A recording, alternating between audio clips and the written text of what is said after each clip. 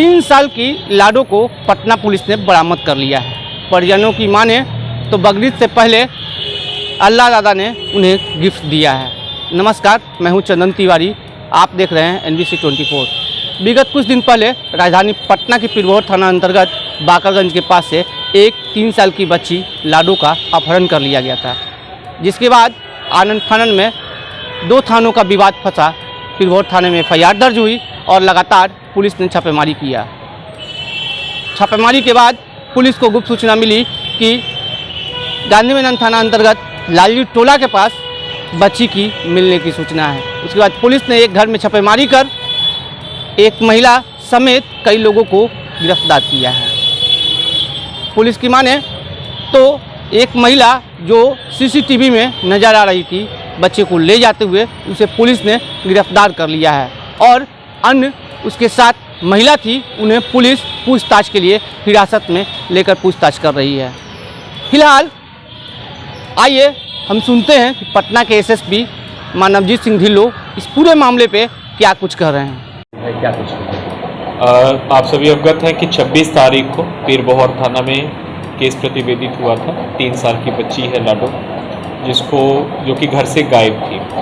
जो बच्ची के माँ बाप हैं उन्होंने आके थाना में कंप्लेंट किया था। उसके बाद तुरंत इन्वेस्टिगेशन शुरू किया गया था। जो हमारे पास पहला क्लू ये था कि रेलवे स्टेशन की तरफ बच्ची को जाते हुए देखा है।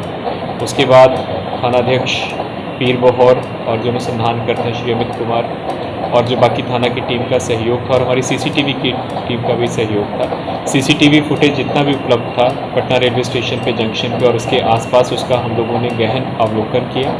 उसमें पता चला कि एक बच्चा है, 14 साल का बच्चा है, जो कि बच्ची को घर से लेके जाता गया है। सबसे पहले उस बच्चे का आइडेंटिफिकेशन हुआ और एक भिखारन थी जो कि रेलवे जंक्शन पर ही रहती है, रुक्मणी देवी उसका नाम है, उसको आइडेंटिफाई किया गया।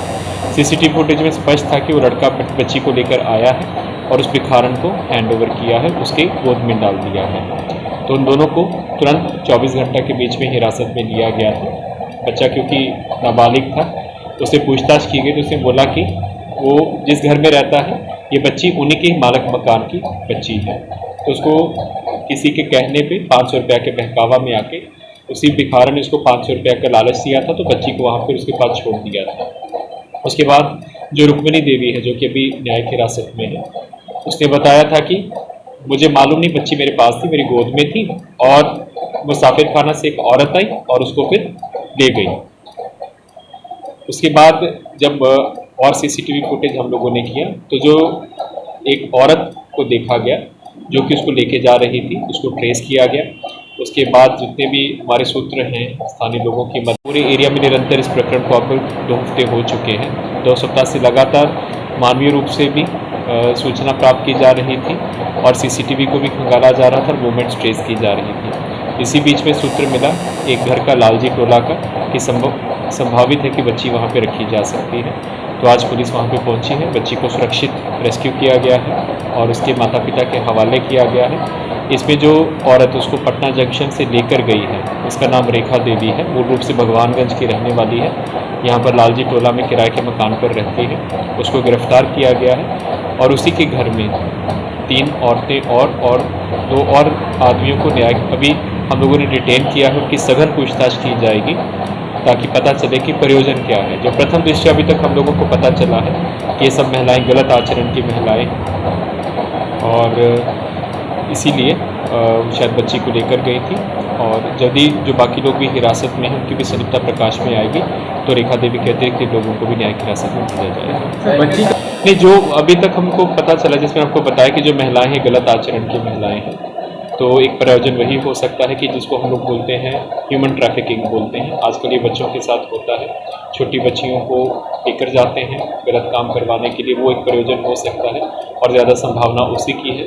और क्योंकि बच्ची रोती थी, ये स्वाभाविक है कि उसका अपना घर नहीं था, ताकि और लोगों को नहीं पता चले, आसपास से लोग नहीं पूछें कि बच्ची कहाँ से आई है, तो इसकी मारपीट भी लोग करते हैं। इससे सख्त से सख्त धारा लगवा के हम इसको जेल भिजवा रहे हैं। हाँ, इसीलिए हम जो बाकी लोग भी इसके साथ पकड़े गए, उसके कमरे में 3 लड़कियां और थी और 2 पुरुष भी पकड़े गए हैं। उनकी सघन पूछताछ की जा रही है और यदि उनकी भी संलिप्तता प्रकाश में आती है तो इमोरल ट्रैफिकिंग प्रिवेंशन एक्ट एक बहुत ही सख्त कानून है, उसके नीचे उनको बुक करके जेल भेजा जाएगा। धन्यवाद। तो बिल्कुल आपने सुना कि पटना के एसएसपी ने पूरे मामले का उद्भेदन कर दिया है। महज 500 रुपये को लेकर इस बच्चे को बेचा गया था और दूसरे गैंग के हाथ में सौंप दिया गया था।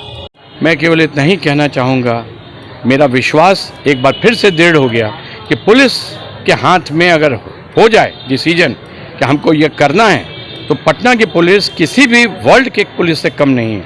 मैं यही मानता हूँ कि पटना की पुलिस ने जो आज करके दिखाया है ये आसान बात नहीं है और बच्ची को रिकवरी कोई छोटी मोटी चीज़ नहीं है। सीनियर एसपी साहब, टाउन डीएसपी साहब, इन सब की दबिश और इन सब का अपना जो संगठन है, उस संगठन ने मिल के जो काम किया, हम बहुत बहुत अनुग्रहित हैं पटना पुलिस के और हमारे सीनियर एसपी साहब, हमारे पटना के टाउन डीएसपी साहब और पूरे पुलिस फोर्स के लिए। आज जो काम हुआ है इसमें हम सबको बहुत बहुत जय जयकार करना चाहिए पटना का और पटना की पुलिस का। सुमन सर, ऐसा क्या था जिसकी जो रीजेंट के स्टाफ को भी इसमें सम्मिलित किया गया नहीं, था? देखिए इसमें एक बात समझिएगा, ये बहुत डिटेल में ये ये है बनाया गया कॉन्स्पिरेसी। ये जानबूझ के रीजेंट को कैंपस में बदनामी करने के लिए, रीजेंट के कैंपस में उत्पात करने के लिए ये किया गया था। ये षड्यंत्र था जो पुलिस इन्वेस्टिगेट करके निकालेगी, आप देख लीजिएगा। बहुत जल्द निकल के बातें आएंगी कि किन लोगों ने ये पूरी बातों को करवाया है। ऐसा नहीं है कि बच्ची केवल गुम हुई, उसके गुम होने के पीछे पूरी षड्यंत्र की प्लानिंग थी और कुछ ही दिन में आपको सामने वो लोग भी आ जाएंगे जिन लोगों ने ये षड्यंत्र किया था। Thank you. आप देख लेना। एसएसपी सर को थैंक यू बोलिएगा। एसएसपी साहब से मैं कल मिल के आया हूँ, थैंक यू बोल के आया हूँ और बार बार उनको मैंने यही बोला कि मैं पिछले 15 दिन से सो नहीं पा रहा हूँ। मुझे बार बार उस बच्ची का ख्याल आता है कि एक 3 साल की मासूम बच्ची के साथ क्या व्यवहार हो रहा होगा। तो उन्होंने कहा हम लोग पूरे प्रयास में लगे हैं, आप चिंता नहीं करो। फिलहाल पुलिस सभी लोगों से पूछताछ कर रही है। खबरों के लिए लगातार आप देखते रहिए NBC 24।